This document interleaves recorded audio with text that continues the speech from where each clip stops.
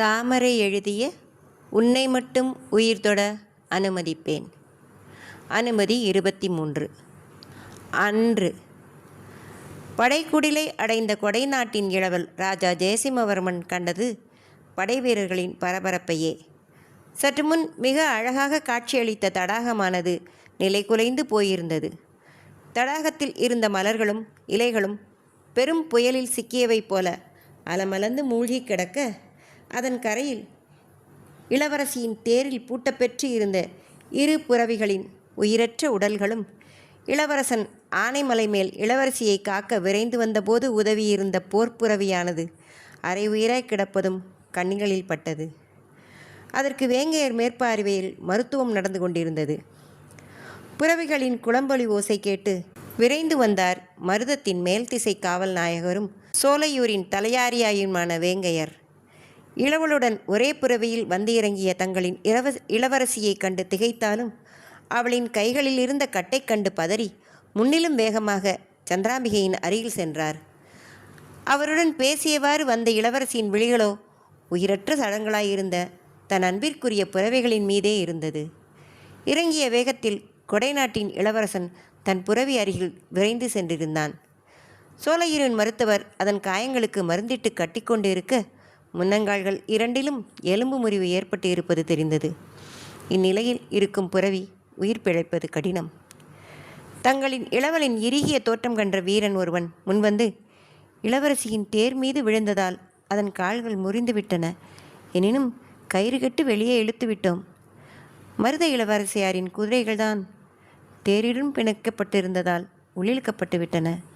தடாகத்தில் நிறைந்துள்ள தண்டுகளும் கொடிகளும் அவற்றின் கால்களில் சுற்றி மீட்கச் சென்றவர்களும் மாட்டிக்கொண்டு பின் வாள் கொண்டு அறுத்து வேளங்கள் கொண்டு இழுத்து காப்பாற்றினோம்.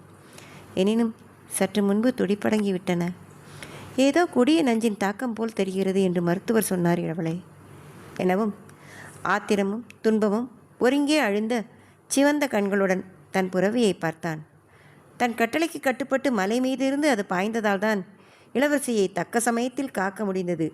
இல்லையெனில் நினைத்த போதே உள்ளம் துடிதுடிக்க திரும்பி இளவரசி சந்திரவதனாம்பிகையை பார்த்தான்.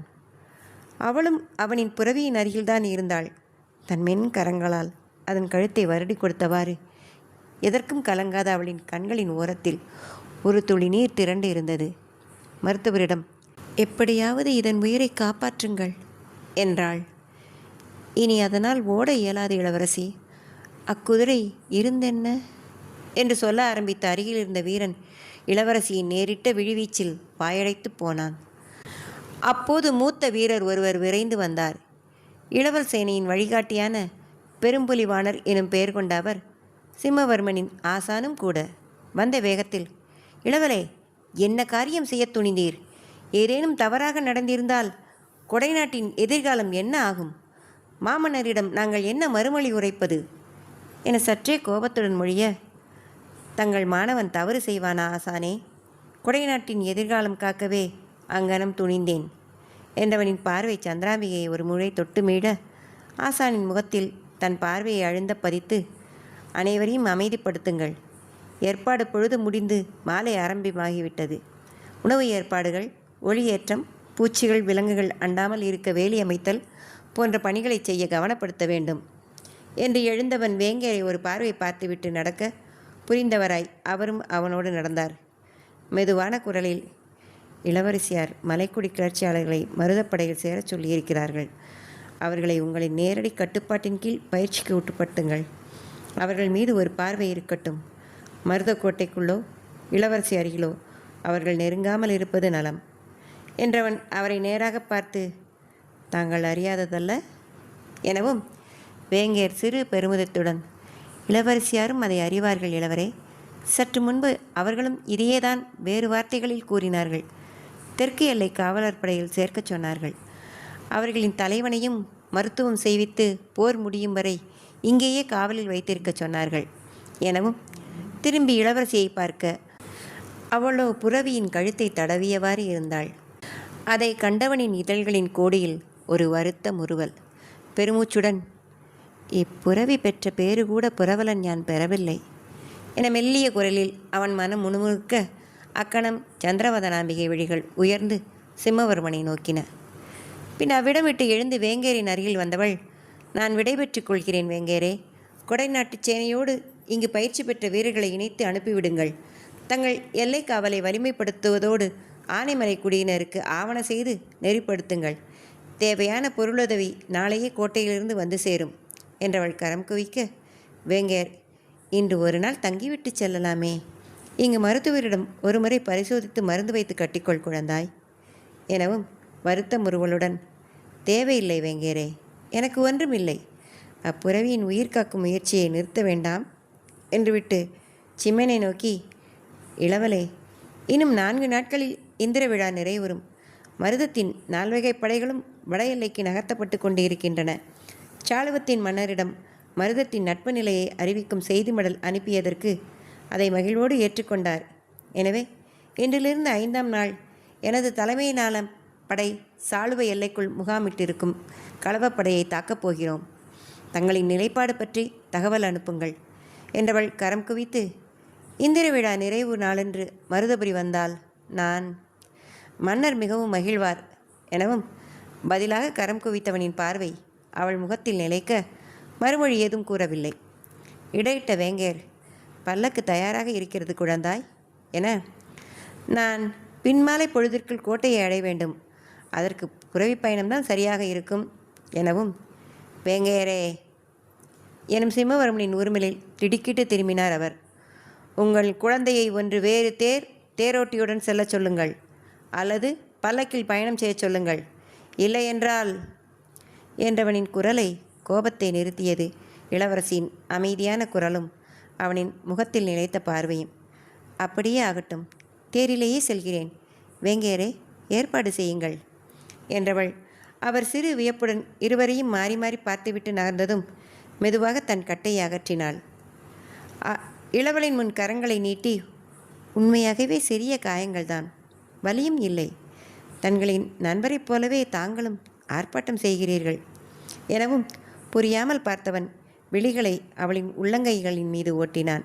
கண்களில் நிம்மதி படர்ந்தாலும் உறுதியான குரலில், 2 நாட்களுக்கு ஓய்வு கொடுவதனா? இன்றிலிருந்து 2ஆம் நாள் கிளம்பி உறையலூர் சென்று அங்கு படைகளை நிறுத்திவிடுகிறேன். இந்திர விழா நிறைவு நாளன்றுக்கு முன்தினம் மருதபுரி வருகிறேன். எனக்கும் மருதபுரியின் மன்னரிடமும் மாசேனை நாயகர் மருதநாயகத்திடமும் ஒரு வேண்டுகோள் இருக்கிறது என்றவனின் பார்வை அவளின் முகத்தில் நிலைத்து பார்வையில் எதையோ தேடியது. அவனின் பார்வை தாங்கி விழிகள் கலக்க நின்றவள் தேர்ச்சக்கரங்களின் ஓசை கேட்டு திரும்பினாள். மீண்டும் சிம்மனை பார்த்தவள் சற்று தயங்கி, தங்கள் கரங்களில் உடலில் காயம், வலி ஏதும் இல்லையே என வினவ, இல்லை என்பதாய் தலையசைத்தவன் பின் ஆம் என்பது போல் தலையசைக்க, குழப்பமாய் பார்த்தவளிடம் பதிலாக தன் வலது கரத்தினை இடது பக்க மார்பில் வைத்து அவளை ஆழ்ந்து பார்க்க விழிகளை தாழ்த்தி விலக்கி கொண்டவள் சிறு மூச்சுடன், விடைபெறுகிறேன் இளவரசே எனவும் சம்மதமாய் தலையசைத்தவன் நகர முயன்ற அவளின் கரங்களை பற்றியதும் அதிர்ந்தாள். அவள் கையில் இருந்த துணிகளை திரும்பவும் கட்டிவிட்டவன், மருதபுரி சென்றபின் அவிழ்த்துவிடு என்றவன் கரங்களை விட மனமில்லாதவனாய் பற்றியபடியே இருக்க, வேங்கேர் தொலைவில் வருவது கண்டு மனமின்றி மெதுவாக விலக்கி கொண்டான். ரதமேறி வேங்கேரிடம் விடைபெற்று செல்லும் அவளையே பார்த்தவன், உயிர்வதை தரும் இவ்வுணர்வைப் போய் அனைவரும் சுகமென்று பிதற்றுகிறார்களே என்று பெருமூச்சு விட்டவனாய் தான் தங்கும் குடில் நோக்கி சென்றான். 3 நாழிகை பொழுதில் வரவேற்பு பறையொலி முழக்கத்துடன் மருதபுரி கோட்டைக்குள் நுழைந்தது. மெய்க்காவலர்கள் புடைசூழ இளவரசி இருந்த தேர். வாயிலில் நின்றிருந்த மன்னர் பெருமான் பெருவளத்தான் நன்மாறன் விரைந்து வந்து தன் பெண்ணரசியை விழிகளால் வருடி மனம் நிம்மதியடைய கைகளில் இருந்த கட்டுக்கள் கண்டு கண்கலங்கி வரவேற்றார். என்னம்மா, ஒவ்வொரு முறையும் தென் திசை சென்றால் காயம் செய்து கொண்டு வருகிறாய்? நமது குடும்பத்திற்கே அவ்விடம் இராசி இல்லை போலும் என வருத்தத்துடன் உரைக்க, நிமிர்ந்து நோக்கி, இல்லை தந்தையே, வருந்த வேண்டாம். இது நீங்கள் அஞ்சும் அளவு காயமே அல்ல. மேலும் இம்முறை நான் சென்ற காரியம் வெற்றியே. என் தந்தை நீதி வழுவவில்லை என்ற செய்தியை உரக்க அறிவித்து வந்திருக்கிறேன் வேந்தே. மலைக்குடி மக்களின் ஆதரவை பெற்று நெடுநாள் உள்நாட்டு பகையையும் முடித்து வந்திருக்கிறேன் எனவும் பெருமிதத்துடன் அவளின் தலையை வருடியவர், உன் உயிருக்கு ஏதேனும் என்றால் அதன்பின் அவற்றால் என்ன நன்மை மகளே என வருத்தத்துடன் கூற, தீர்க்கமான குரலில், அறம் காப்போருக்கு அதுவே காப்பாகும் என்றவள் பெருமித குரலில், தக்க தருணத்தில் அதுவே மனித உருவெடுத்து வந்து காக்கும். காத்தது தந்தையே எனவும் புரியாமல் நோக்கியவரிடம் நடந்ததை விவரித்தாள் இளவரசி சந்திராம்பிகை. கொடை நாட்டின் இளவலா? அவரா தன் உயிரை பணயம் வைத்து மருதத்தின் உயிரை காத்தது என வியந்து கேட்கும் நேரத்தில் விரைந்து வந்தனர் மாசேனை நாயகர் மருதநாயகமும் அமைச்சர் ஆலவாய் பெருமொழியாரும். அதற்குள் மருதபுரி முழுவதும் இளவரசியின் பகை முடித்த அறிவும் வீரமும் அவளை காத்த கொடை நாட்டின் இளவனின் தீரமும் பெருமையும் பரவியிருந்தன. வந்தவர்கள் தம் இளவரசியின் நலம் விசாரித்து நிம்மதியடைய அமைச்சரை அருகில் அழைத்த மன்னர் மெல்லிய குரலில், நாளை நமது மதிப்புக்குரிய கம்பளத்தாரை, தலைமை ஜோதிட வல்லுநரை வரவழையுங்கள். எனது மனது ஏனோ தவிக்கிறது என. அப்படியே மன்னா என்றார் பெருமொழியார். அரை ஆடைகளில் இருந்த இரு அழகிய பெண்களின் நடுவே இருந்து அழைப்பு மணியோசை கேட்டு எழுந்தவன் சேடிப்பெண் கொண்டு வந்து கொடுத்த தகவலை வாங்கினான். பார்த்தவனின் கண்கள் சிவந்திருந்தது. உள்ளே சென்ற மதுபானத்தினலா களியாட்டத்தினலா? எழுந்து அமர்ந்தவன் எதிரே இருந்த ஓவியத்தை உற்று நோக்கி சட்டென்று இடையில் இருந்த சூரிக்கத்தியை எடுத்து எறிய ஓவிய பாவையின் நெற்றியில் குத்திட்டு நின்றது அது. அதை பார்த்து இடிபோல் சிரித்தவனின் அருகில் இருந்த பெண்கள் அஞ்சி தம் ஆடைகளால் மானம் மறைத்து விலக முயற்சிக்க தடுத்து ஓவியத்தை பார்த்தவாறு அவர்களை தன்னை நோக்கி இழுத்தவன் கண்களில் இருந்தது காமமா குரோதமா? இன்று ரவீந்திரா டவர்ஸ் முக்கிய அலுவலகமான ஆதித் குரூப் ஆஃப் கன்ஸ்ட்ரக்ஷன்ஸ். தனது அறையில் கோப்புகளில் மூழ்கியிருந்த ஆதித்தவர்மனின் முன்வந்து அமர்ந்தார் தந்தையான ராஜா ரவீந்திரவர்மன். ஆதித், சிங்கப்பூருக்கு அனுப்பியிருந்த கன்சன்மெண்ட்ஸ் கஸ்டமர்ஸ் கிளியரன்ஸ் ஆயிடுச்சு. இந்த முறை மட்டும்தான், இனி உதவ மாட்டேன்னு மினிஸ்டர் சொல்லிட்டார் எனவும் வழக்கமான புன்னையுடன் இதே தான் போன முறையும் சொன்னார். லைவ் அவரை எங்கே அடிக்கணும்னு எனக்கு தெரியும் என்றவன் தன் கையில் இருந்த முத்திரைத்தாள் பிரதிகளை அவர் முன் தூக்கி போட்டான். தாத்தா மகாராஜா ராஜசேகரவர்மன் வெரி ஸ்மார்ட். அரண்மனையை எவ்வளோ சாமர்த்தியமாக அவன் பேருக்கு எழுதியிருக்கார். யாரோ பங்காளிகிட்ட இருந்து விலை கொடுத்து வாங்கிய மாதிரி அடுத்து அவனுக்கு மாற்றி கிட்டத்தட்ட 7 வருஷமாக பிளான் பண்ணியிருக்கார். அவனும் இவ்வளவு நாள் சீண்டுனா கூட சட்டை பண்ணாமல் போயிட்டு இருந்தவன் இப்போ பரம்பரை சொத்துக்களிலையும் தன்னால் உரிமை கோர முடியும்னு அனுப்பியிருக்கான். At last the cat comes out என்றவன் ஏளன முறுவலுடன், ஆதித், அவனை அப்படி செய்ய வச்சது நீதான். அவன் அம்மாவை குறி வச்ச, அரண்மனையை கைப்பற்ற நினச்ச, அவன் விரும்புகிற பொண்ணை கொல்ல நினச்ச. அதுக்கப்புறம்தான் அவன் நம்ம ப்ராஜெக்டை கைப்பற்ற ஆரம்பித்தான். பதிலுக்கு ஸ்மார்ட்டாக ப்ளே பண்ண ஆரம்பித்தான். அவனை பற்றி உங்களுக்கு தெரியல. அவன் மகாராஜா இறந்ததும் துபாயில் இருந்து வந்ததுமே என் சிம்மாசனத்துக்கு கீழே பள்ளம் தோண்ட ஆரம்பிச்சிட்டான். 2 வருஷத்தில் அவனுக்குன்னு ஒரு சாம்ராஜ்யத்தையே உருவாக்கிட்டான். இது நாள் வரை பதுங்கி இருந்த புலி பாய ஆரம்பிச்சிருச்சு. பரம்பரை சொத்துலேயே உரிமை கேட்குறான் இப்போ, தெரியுமா உங்களுக்கு என்றான் கோணலான புன்னகையுடன். அதுக்கு நீ கொடுத்த ப்ரெஷர் தான் காரணம். அவன் அம்மா நடத்தைய, அவன் பிறப்பை தவறானதாக காட்டுற பத்திரங்களில் கையெழுத்து போட சொல்லி மிரட்டின. எந்த மானமுள்ள மகன் அதை செய்வான்? அதுக்கப்புறம்தான் அவன் இங்கே இருக்கிற முடிவுக்கு வந்தான். ஆனாலும் அவன் இப்போ இந்த நிமிஷம் வர மகாராஜா கொடுத்த சொத்துக்களையே உரிமை கோரல, பரம்பரை சொத்தை அனுபவிக்கவும் இல்லை. தெரியுமா உனக்கு? அது நேற்று வர கதை. இன்று அவன் ராஜா வாரிசுன்னு பிரகடனம் பண்ணாத குறையா அரண்மனையில் வச்சு கல்யாண வரவேற்பு நடத்திட்டான். நம்மக்கிட்ட கூட கும்பிட்ற போடுற பல வருஷங்களால் தொழில் செய்கிற பலரும் கூட அங்கே போயிருக்காங்க, இன்க்ளூடிங் யோர் க்ளோஸ் ஃப்ரெண்ட்ஸ் என்ற மகனை நிதானமாக ஏறிட்டவர், வரவேற்பு அங்கே நடத்தியது இதிலெல்லாம் ஏன் கவனம் செலுத்துகிற ஆதித்? சீனியில் ஆயிருந்த உழவு வேலையில் பார்க்கத்தான் அங்கே அனுப்பினியா? ஒன்று நல்லா புரிஞ்சுக்கோ, தொழில் செய்கிறவனும் அரசியல்வாதியும் எல்லாரும் தான் வேணும்னு நினப்பாங்க. ஒரு துரும்பு எடுத்து போட்டாலும் அவனுக்கு அதனால் என்ன ஆதாயம்னு தான் பார்ப்பான். அதுதான் இயல்பு. இதெல்லாம் தள்ளிட்டு உன் வேலையை சரியாக பாரு. என் வேலையைத்தான் பார்க்குறேன். எனக்கு எதிரியாவோ இணையாவோ யாரும் இருக்கக்கூடாது. அவங்கள பூண்டோடு ஒழிப்பேன். அதுக்கான வேலையை சரியாக செய்கிறேன் எனவும் எரிச்சல் மிக Ravinder 3000 crore government project, Thenmalai, eco park, eco friendly power plant அமைக்கிறது, ஆர்ஜேவி கன்ஸ்ட்ரக்ஷனுக்கு தூக்கி கொடுத்துட்டாங்க. 30 வருஷமாக நான் கட்டி காப்பாற்றிட்டு வந்த பேரை அவன் 2 வருஷத்தில் எடுத்துட்டான். அவனின் பாதையில் போகட்டும். நீ உனக்கு கிடைச்சத உனக்கான பாதையை பாரு, முன்னேறு. அதன் மூலமாக அவனை ஜெயிச்சு காட்டு. அது ஆரோக்கியமான வெற்றி. ஆதேத், அவன் வழியில் குறுக்கிட்டு எடறி விழச் செய்துன்னு நீ பண்ணுற வேலைகள் கடைசியில் அவனுக்கு தான் சாதகமாக முடியுது. என ஓட விட்டு வேட்டையாடிய மானுக்குத்தான் சுவை அதிகம். எதிரி இருந்தால் தான் என் ஆட்டம் சுவாரஸ்யமாக இருக்கும். அவனை ஜெயிக்க விட்டு தான் மொத்தமாக முடிக்க போகிறேன். அந்த அரண்மனை கட்டிய ராஜாவுக்கு நேர்ந்தது தான் அதில் வாழத் தொடங்கியிருக்கிற அவனுக்கும். காத்திருந்து பாருங்க என்றவனின் சிரிப்பு அழகாக இருந்தாலும் கண்களில் தெளிந்த கொடூரம் கண்டு ராஜா ரவீந்திரர் உறைந்தே போனார். மூடியிருந்த கண்களுக்குள் ஆரஞ்சு ஒளி பளீரென்று வந்து தாக்கியதில் கண்களை திறந்த ராஜா ஜெயவர்மனுக்கு சில நொடிகள் ஒன்றுமே புரியவில்லை. ஏதோ இனிய கனவு உலகத்தில் இருந்து வெளிவந்தது போல் தோன்ற எழுந்து அமர்ந்தான். அவனின் நிலையும் மஞ்சத்தின் நிலையும் எதுவும் கனவல்ல, நனவுதான் என்று கட்டியம் கூற கடின இதழ்களில் அரிதாய் பூக்கும் புன்னகை மலர்ந்தது. அப்போது மிக மெல்லியதாய் கேட்ட கதவு திறக்கும் ஒலியில் திரும்பி பார்த்தவன் இளமஞ்சள் உடலும் சிவப்பு பார்டரும் வைத்த சேலையில் தலையில் கூந்தலை சுற்றிய துண்டுடன் வந்த பெண்ணழகை கண்டு கண்கள் மின்ன விழிகளை மலர்த்தி பார்த்தான். அந்தி சூரியனையே ஆடையென அணிந்து நிலவன தன்னொழியில் மின்னும் முகமும் உடலுமாய் பட்டாடையில் வந்தவள் அவனின் பார்வை கண்டு நெட்டியில் இட்டிருந்த குங்குமத்தின் தீற்றலாய் கன்னங்களின் செம்மை பரவ அருகில் வந்து கையிலிருந்த கோப்பையை நீட்டினாள்.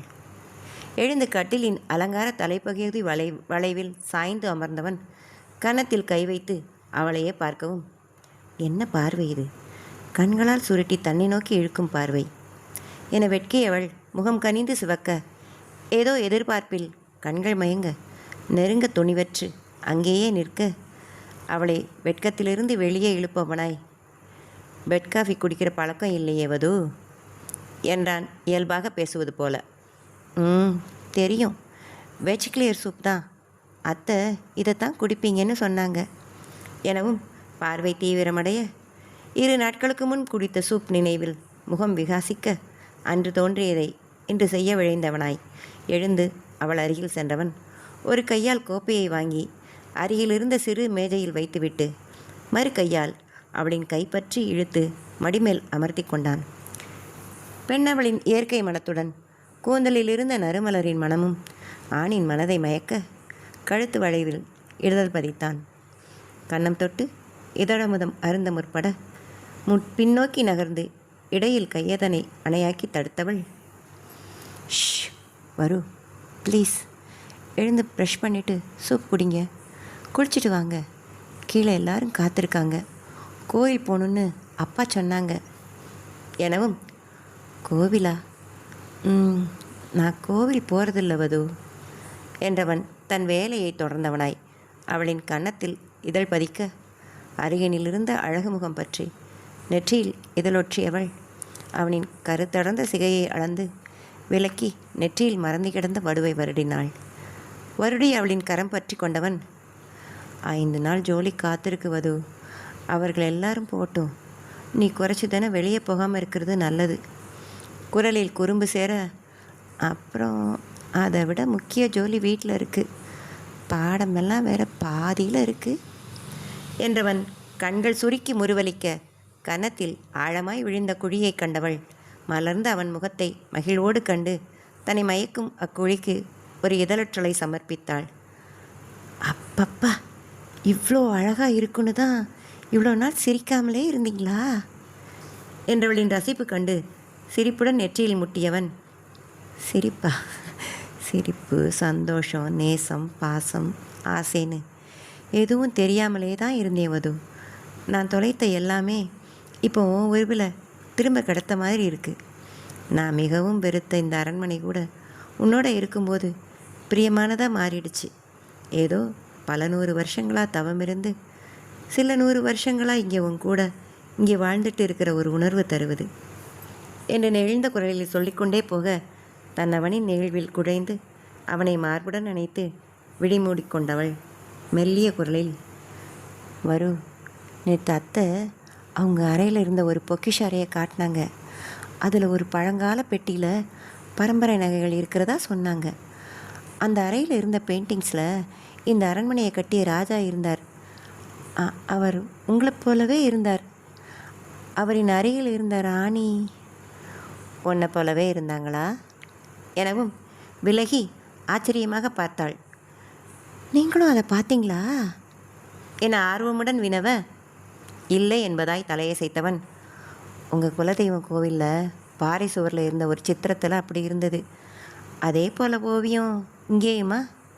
அப்போ அந்த பூசாரி சொன்ன கதை எனவும் பரபரப்புடன், இங்கே அரண்மனைக்கு உள்ளேயே இருக்கிற கோயிலில் ஒரு அம்மன் சிலை இருக்குல்ல, அது கூட பாண்டிமாதேவின்னு அத்தை பெயர் சொன்னாங்க. அது ஊரில் இருக்கிற எங்கள் குலதெய்வம் சந்திராமா சிலை மாதிரியே இருந்தது எனவும் திகைத்து, இங்கே கோவில்லையா? நான் அங்கே போனது நேற்று தான், சரியாக பார்க்கல.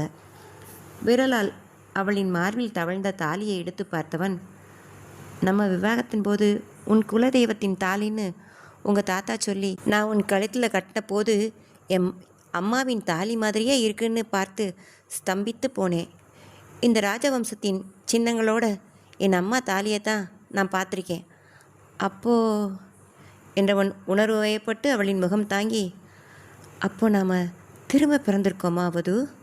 ஜென்ம ஜென்மமாக தொடரும் உறவு இதுன்னு நான் உணர்றது.